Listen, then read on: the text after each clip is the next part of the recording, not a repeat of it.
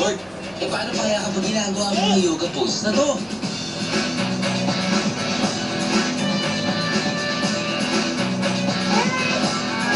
Ito ang aking instructor na si Rika. Kailangan ko lang mag-focus sa aking paghinga.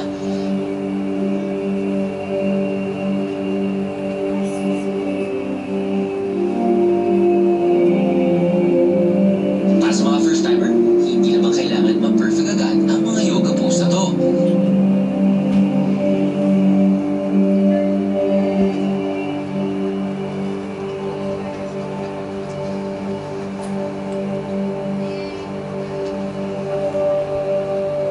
Para sa paddleboard yoga, inaabot ng 1,500 pesos ang isang session kada tao.